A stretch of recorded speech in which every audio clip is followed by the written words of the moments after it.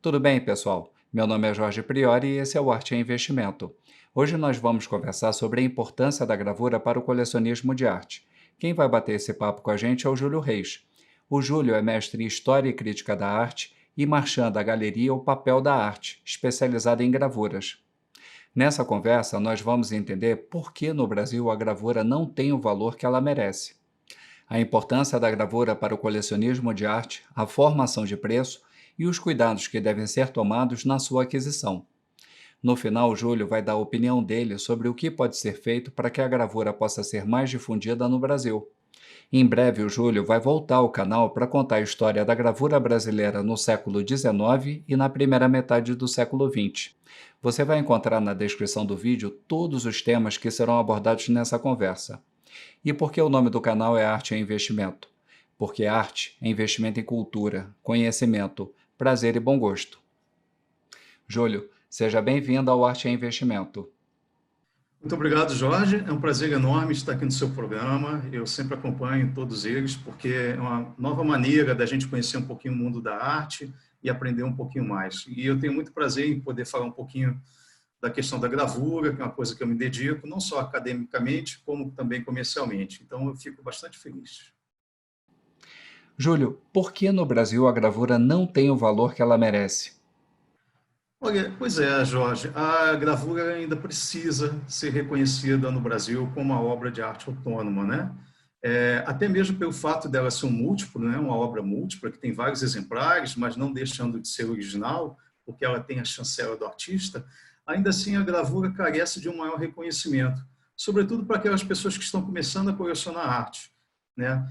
Existe ainda um preconceito, que hoje não faz mais sentido, de você comprar gravura e a gravura se deteriorar, mas isso já se acabou com as novas maneiras de conservar, formas, né, de conservação de gravura, técnicas também suficientes de conservação de papéis, umidade e principalmente as maneiras de se emoldurar a gravura. Então, antigamente você emoldurava uma gravura e a gravura era mal emoldurada, até porque não tinha tecnologia para isso, não tinham papéis antiácidos, fundos de moldura antiácidas, então a gravura ficava toda cheia de pontinho de fungos, de oxidação, e as pessoas desistiam de ter gravura porque a gravura ela se deteriorava com o tempo. Hoje isso já não acontece mais. Eu tenho gravuras que já foram restauradas há mais de 20, 30 anos atrás e continuam assim perfeitas na parede.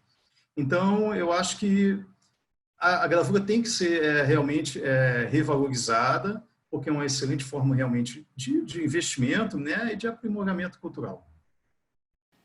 Qual a importância da gravura para um colecionador que está iniciando?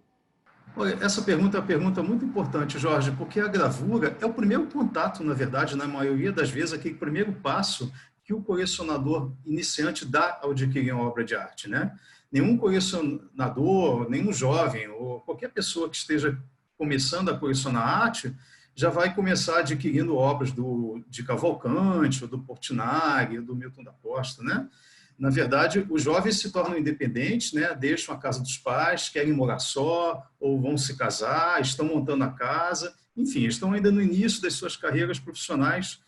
Então, eles não dispõem de muito capital, mas querem ter uma obra de arte. E aí adquirem uma gravura pelo seu custo-benefício, né? Uma gravura que agrada a eles, que dê infelicidade estética para eles, né? Então, essa gravura, que é um múltiplo original, assinado pelo artista, é que será, na maioria das vezes, o pontapé inicial desse colecionismo, que mais tarde vai seguir para o campo da escultura, ou até mesmo o campo da própria pintura, que esse artista que, além de pintor, também faz gravuras. Então, assim, a gravura, portanto, é aquela faísca, né, que quando acesa não é mais apagada. Ela transforma esse pequeno e jovem colecionador num consumidor de arte e potencial, e também num potencial colecionador que deseja não só adquirir um status cultural, mas também estar rodeado de objetos de arte que lhe dão prazer estético e melhora também o seu nível cultural. Como se forma o preço de uma gravura? Olha, Jorge, o preço da gravura está ligado diretamente a uma série de fatores que são importantes na produção dessa gravura. é a tiragem, é a fase do artista, é a técnica empregada na gravura, xilogravura, serigrafia, gravura em metal, litografia e a própria conservação da obra, né? Além também das premiações que essa gravura ganhou ao longo do tempo. Então, tem gravuras que ganharam salões de arte moderna, ganharam prêmios de aquisição, tem gravuras que ganharam medalha de ouro, medalha de prata nos salões de arte. Então, todo esse histórico dessa gravura, ele vai fazer parte para você constituir um preço para ele, né? Além da autoria, que é o mais importante de tudo. A gravura, o preço da gravura vai estar ligado diretamente à autoria do artista que a produziu. Então, se o artista, por exemplo, tem uma gravura, tem uma obra cara, né, bem cotada no mercado, por exemplo, Portinari, né? Uma gravura, uma pintura do Portinari custa algumas centenas de milhares de reais. Então, é normal você vender uma gravura do Portinari por 15 mil reais, 10 mil reais. O mesmo já não vai acontecer com outros artistas, quer dizer, então o preço vai estar ligado diretamente ao artista, né? Então, os artistas que possuem essa boa cotação de mercado vão ter, certamente, um valor maior para elas. Né? O caso, por exemplo, o Burle Marx fez litografias, que são litografias de um bom valor de mercado, né? O Portinari, conforme eu já te falei, e o próprio Iberê Camargo, que é considerado um grande mestre da gravura e também um grande pintor brasileiro, né? Ou também a gente tem que ver os artistas que realmente se dedicaram à arte da gravura, somente à arte da gravura. E aí você vai encontrar artistas como Oswald Guild, que é o grande artista expressionista do Brasil, só fez gravura, xilogravura praticamente. O Ive Abramo, um grande artista também que se dedicou à gravura. A Maria Bonomi fez muitos estilos. Hoje já é uma artista contemporânea, mas a obra dela basicamente está na gravura. A Fay Gustrov, que se dedicou também somente à gravura durante toda a sua carreira. A Leda Watson, que é uma gravadora em metal, que tem uma longa carreira também. Então, esses artistas que eu falei por último agora são artistas que se dedicaram unicamente à gravura. Então, eles são muito importantes porque eles conseguiram, ao longo do tempo, construir toda uma carreira de sucesso, de prestígio artístico, né, dentro do campo que eles trabalharam da gravura, seja da xilo ou da gravura em metal. No entanto, tem alguns artistas que tiveram uma produção muito grande de gravuras. Então, eles não conseguiram manter o mesmo nível de qualidade e originalidade. E aí, o que aconteceu? O mercado não conseguiu absorver esse volume muito grande, que era também representado por obras repetitivas em sua temática, fazendo com que o preço desses múltiplos fossem bastante significantes. Por isso, recomendamos sempre, eu sempre recomendo para os meus clientes que se estude a carreira do artista, que agrada mais, a fase dele e a relação que esse artista teve de fato com a gravura.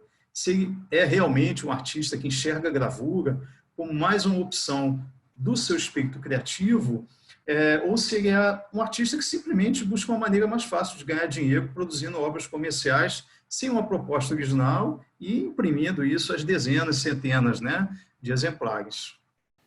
Quais são os cuidados que devem ser tomados ao se adquirir uma gravura? Olha, devemos ter muito cuidado ao adquirir gravuras e qualquer outra obra de vendedores e galerias que não sejam idôneos. Nós temos que ter muito cuidado. Vemos uma grande quantidade de gravuras falsificadas no mercado, incluindo gravuras nos famosos leilões virtuais, né, esses leilões online que ocorrem diariamente no Brasil inteiro. É sempre bom você seguir aquele conselho. Quando a esmola é grande, o santo desconfia. Então, procure sempre profissionais já estabelecidos no mercado há muitos anos e reconhecidos pela seriedade com que trabalham.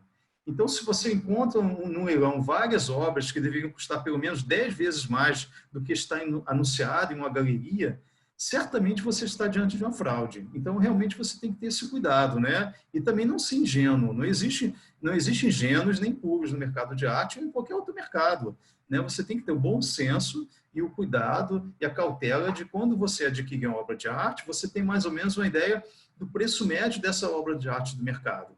Porque vai ser muito pouco provável que só você seja a única pessoa escolhida para ver aquele preço daquela obra de arte naquele leilão.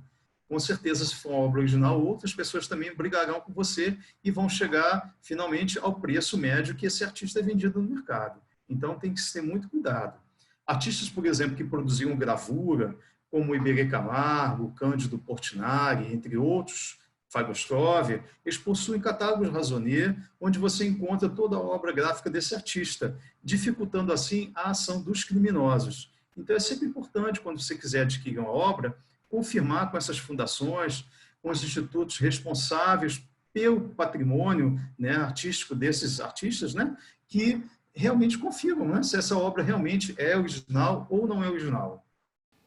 Na sua opinião, o que falta para que a gravura possa ser mais difundida no Brasil? Olha, Jorge, esse é um grande problema, sabe? É uma pena, assim, eu sinto que é uma pena que o mercado de arte brasileiro não invista em feiras direcionadas para a formação de um público consumidor de arte, onde ele pudesse adquirir gravuras em múltiplos, né, de artistas reconhecidos ou em ascensão, a preços compatíveis com a realidade de quem está iniciando a coleção. Isso, infelizmente, não acontece. Ainda hoje é possível comprar gravuras de importantes artistas brasileiros a preços muito baixos, e por isso eu acredito que esse é um excelente momento para se investir em arte, comprando gravuras originais desses grandes nomes da gravura brasileira, que deveriam ser resgatados do esquecimento por terem uma produção artística de extrema relevância para a história da arte no país e também para a aquisição de obras dos novos artistas que estão no mercado produzindo obras originais e que merecem todo o nosso apoio e prestígio. Então, é muito importante que realmente não só as galerias, como as instituições, como os museus e com o próprio mercado, né, prestigie e apoie, né, esses novos artistas que estão por aí. É importante que os novos colecionadores tenham contato com esses artistas contemporâneos que estão produzindo no seu ateliê e adquiram a obra deles, né? Porque para os novos artistas é sempre um pouco difícil você conseguir vender sua obra, porque já tem os grandes medalhões, né, da gravura brasileira, da arte brasileira. Então, eu sempre incentivo aos meus clientes que conheçam os novos artistas, adquiram obras novas, né? Eu posso citar para vocês um monte de artistas grandes que têm maravilhosos e muito talentosos no Brasil inteiro, desde o Piauí, que tem a Yolanda Carvalho, que faz umas gravuras lindas, que são os anjos da pandemia. E aí a gente vai para o Ceará, a gente tem o Diego San, que tem uma estilogravura figurativa que resgata o patrimônio histórico em meio à questão social. Aqui no Rio de Janeiro, por exemplo, a gente vai encontrar um trabalho maravilhoso, que é da Bárbara Sotério, com uma obra extremamente introspectiva, que nos leva a uma reflexão interior. Temos o Ateliê Piratininga, de São Paulo, com Rafael Kenji. Lá no Paraná, por exemplo, a gente vai encontrar o Vinícius Busato, que tem resgata todo o universo mágico da obra, da gravura do Gustavo Doré. Enfim, temos muitos artistas bons, talentosos, vivos, novos, produzindo uma gravura de excelente qualidade. E eu vou sempre recomendar que se adquiram a obra desses artistas, que tanto quanto os antigos mestres da gravura brasileira, eles também têm talento, merecem prestígio e realmente vão engrandecer qualquer nova coleção de arte.